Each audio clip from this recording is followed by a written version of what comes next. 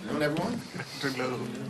The American people desperately want an economy that is affordable for hard-working taxpayers. Donald Trump and House Republicans promised that costs would go down in the United States of America.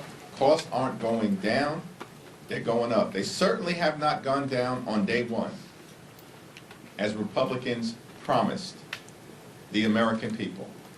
Inflation is on the way up, life is getting more expensive, and Donald Trump and House Republicans are driving the economy off of a cliff. Donald Trump and House Republicans have done nothing, not a single thing, to make life more affordable for hardworking American taxpayers.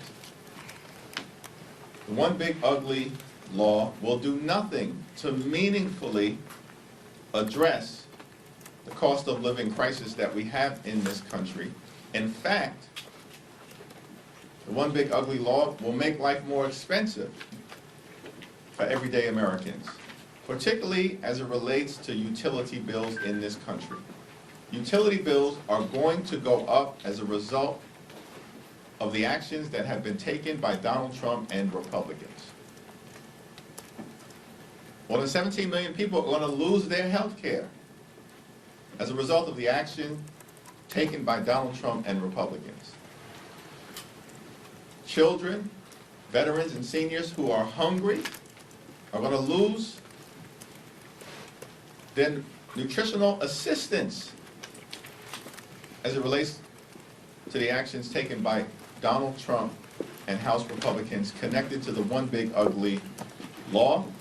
And all of this has been done to reward billionaires with massive tax breaks,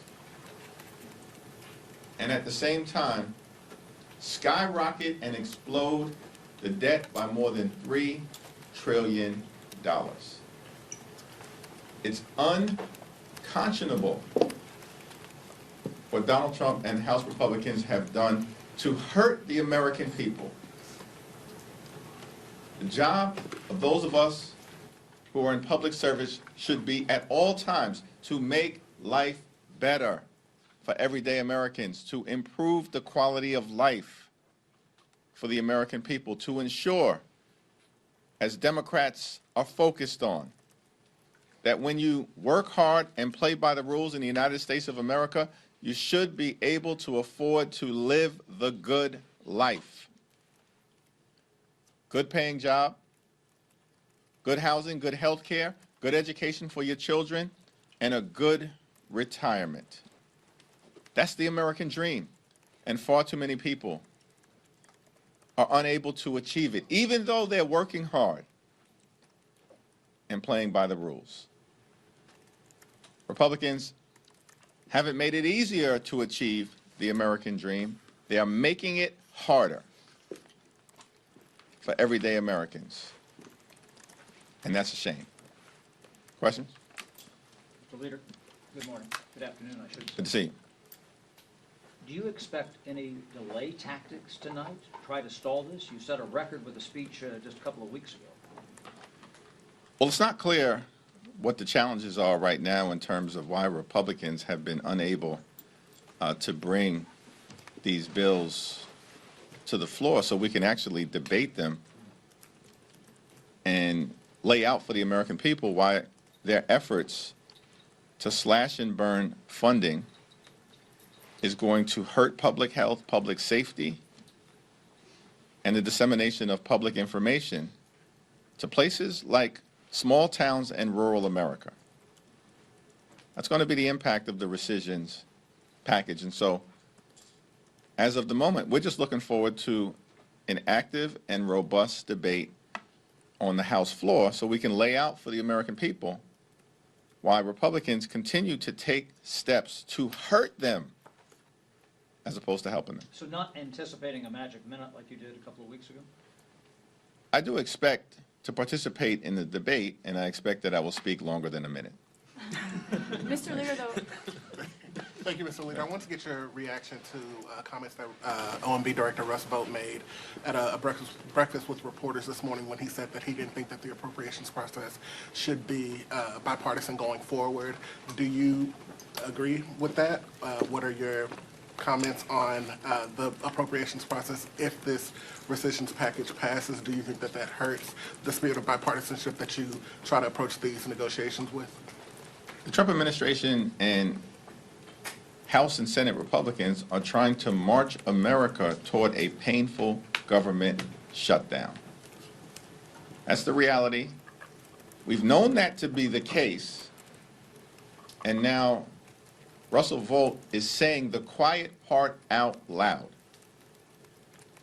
that the Trump administration has no interest in reaching a spending agreement in a bipartisan manner, which means, translation, they are determined to shut the government down and hurt the American people.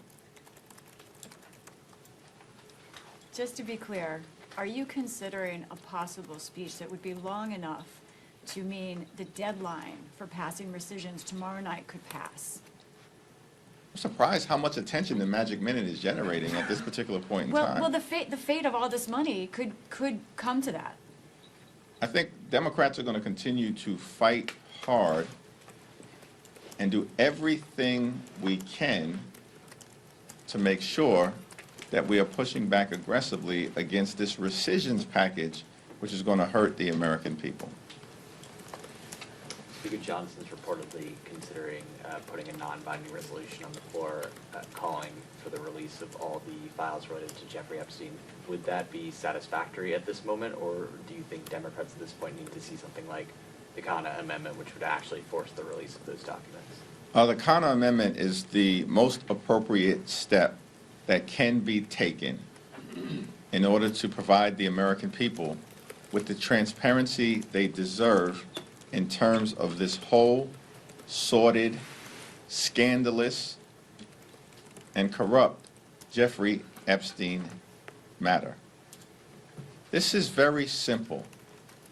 The American people simply need to know the truth, the whole truth, and nothing but the truth as it relates to this situation. Democrats didn't put this into the public domain. The conspiracy theory provocateur in chief, Donald Trump, is the one, along with his extreme MAGA Republican associates, who put this whole thing into the public domain for years. And now they are reaping what they have sown. On that same topic, do you expect all Democrats to be signing on to the discharge petition to release Epstein information? It's my understanding that the discharge petition may not even ripen until after we return from the August district work period. So let's take one step at a time. And the most important thing that can be done at this moment is for Congress to act in a bipartisan way to demand that the American people get the transparency that they deserve. What is the Trump administration hiding from the American people? That's the question that needs to be answered. What are you hoping to learn from your meeting, provided it happens tomorrow, with Assemblyman Mamdani? And on top of that, Republicans are certainly trying to cast him as a liability for Democrats. Do you see him as such? We're going to have a very robust discussion in the event that we are able to proceed tomorrow, but at some point shortly thereafter, if we are not, about quality of life issues important to the people that I represent in the 8th Congressional District in New York, related to affordability, safety, and the ability to make sure that New York City remains a place that working families, middle-class folks, and all those who aspire to be part of the middle class can continue to call home. At the same period of time, I do look forward to having a conversation with our Democratic nominee about the importance of everyone being on the same page in terms of taking back control of the House of Representatives in 2026. On the issue of redistricting, you were asked a couple of days ago about whether governors in blue states should draw mid-decade lines to counter the efforts in Texas and North Carolina. You would defer to those governors. Since then, Gavin Newsom has come out pretty strongly and said he's ready to pull the trigger and do that to counter what's going on in Texas. Given that development, can you weigh in a little bit more? Do you think it's a good idea, a bad idea? Does it set a bad precedent? And are you in discussions with the governor about doing that very thing? It's all options on the table at this moment because of the existential threat that Republicans have posed to the health, safety, and economic well-being of the American people. As Democrats, we just want fair maps across the country. And to the extent that governors in different states throughout the nation conclude that a reevaluation as to whether their current maps are as fair as possible should take place, that certainly is a decision that makes sense to me in this environment. The House is expected to vote on a trio of crypto bills later today or perhaps tomorrow. I'm just wondering if you know yet how you'll be planning to vote, because I know Democratic leaders aren't planning to whip those bills.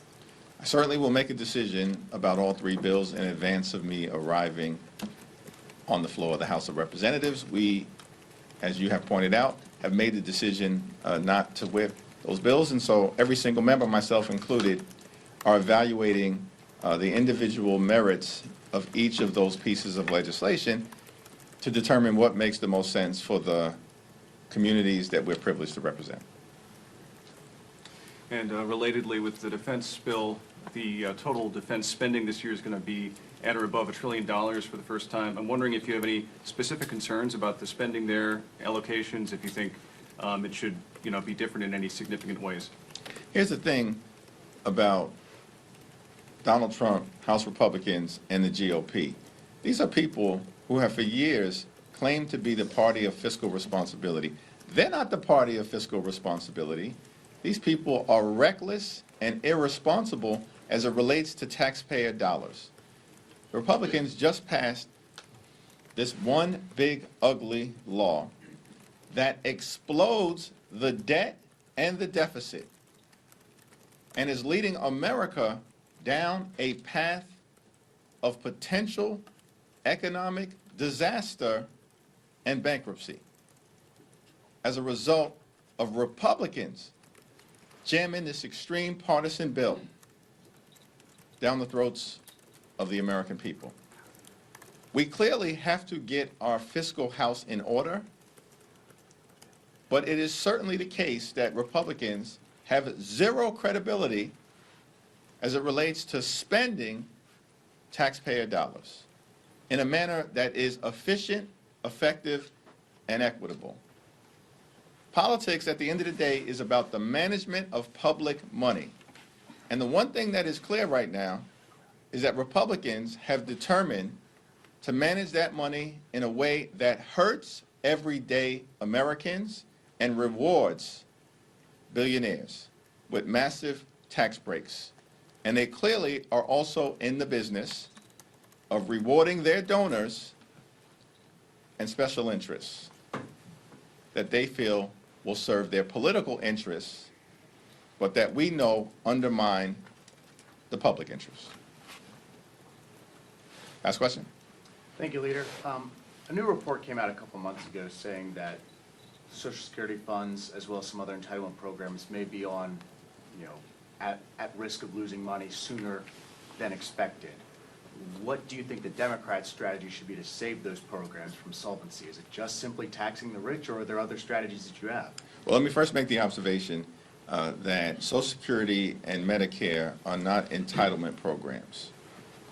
Republicans call them entitlement programs because they believe, these extremists, that they're entitled to cut them. Social Security and Medicare are earned benefits. hardworking American taxpayers pay into those programs through the FICA tax every single working day of their lives. They've earned those benefits, they've paid into those benefits, they deserve their Social Security and Medicare benefits. By the way, in this one big ugly law, it is likely to trigger more than $500 billion in cuts to Medicare, which is extraordinary. And we know the Republicans also have put Social Security on the chopping block. The 60th anniversary of Medicare and Medicaid is going to take place on July 30th, and House Democrats will have a Medicare Matters and Medicaid Matters Day of Action, talking about our efforts to both protect and strengthen Medicare and Medicaid and push back against the dramatic cuts to Medicaid that were part of the one big ugly law. A few weeks after that, on August 7th, I believe, that is the 90th anniversary of Social Security. And we'll be having a Save Social Security Day of Action. And we'll have more to say about that as we approach it. But certainly, I'm greatly appreciative of the effort of leaders like John Larson and Richie Neal, who have previously put forth legislation, Social Security 2100 Act, that is an important part of our strategy to both protect Social Security and strengthen Social Security. There's a big difference between Democrats and Republicans. And we are going to continue to fight for everyday Americans, for children, for veterans, for farmers, for hardworking American families, and for older Americans, which means our message to Republicans will continue to be clear. Keep your hands off of Social Security and Medicare. Thank you. Thank you. Thank you. Did you grade the Mike Brown hire? I'm cautiously optimistic.